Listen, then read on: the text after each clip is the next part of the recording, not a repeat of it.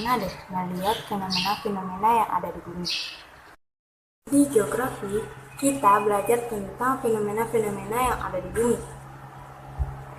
Itu bisa fenomena alam, bisa juga fenomena yang berkaitan dengan aktivitas manusia atau sosial. Contohnya seperti ini. Kira-kira bagaimana ya cara pandang geografi melihat fenomena-fenomena tersebut? Kita akan cari tahu hal itu bersama saya, Fidat Umar A. Selamat datang di pelajaran pengantar filsafat geografi, materi pendekatan geografi. Apa itu pendekatan geografi? Pendekatan geografi merupakan cara pandang geografi dalam melihat, mempelajari, dan mengkaji sebuah fenomena geosfer. Pendekatan geografi terbagi atas 3, yakni keruangan, kelingkungan, dan kewilayahan. Yang pertama, pendekatan keruangan merupakan analisis atau cara pandang yang menekankan ruang sebagai objek kajiannya. Ruang dapat dilihat dari segi struktur, pola, dan prosesnya. Jadi, kata kuncinya adalah ruang.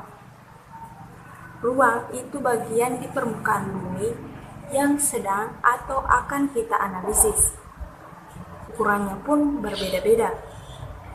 Misalnya kita analisis satu Indonesia, satu provinsi, atau satu kota, atau cuma RT RW kita saja. Yang kita lihat adalah strukturnya. Misalnya Indonesia yang terdiri dari beberapa pulau, atau polanya, misalnya itu pola rumah-rumah yang berderet, dan juga prosesnya, misalnya bagaimana proses terbentuknya kepulauan Indonesia. Contoh lainnya yakni meletusnya Gunung Krakatau, Provinsi Lampung pada 11 April 2020. Nah, ruangnya di sini adalah Provinsi Lampung. Yang kedua, pendekatan ke lingkungan atau ekologi merupakan analisis atau cara pandang yang menekankan pada keterkaitan antara fenomena di bumi dengan fenomena yang ada di sekitarnya, baik itu fenomena alam maupun manusia. Di sini kata kuncinya adalah keterkaitan. Keterkaitan yang dimaksud adalah karena adanya hubungan sebab akibat yang ditimbulkan. Contohnya kebakaran hutan. Jika kita melihat dengan pendekatan ke ruangan, kita hanya berpikir di mana terjadinya kebakaran tersebut. Namun, jika kita melihat dengan pendekatan ke lingkungan, kita melihat keterkaitan dengan manusia atau aktivitas manusia yang ada di sekitarnya. Maka akan timbul pertanyaan, di sekitar hutan itu apakah ada kegiatan atau aktivitas manusia, dan apakah aktivitas tersebut dapat memicu atau menyebabkan kebakaran hutan? Contoh lainnya itu seperti jika ada manusia yang merusak hutan dengan melakukan penambangan, maka akan mengakibatkan terjadinya tanah longsor ataupun banjir di sekitar daerah tersebut.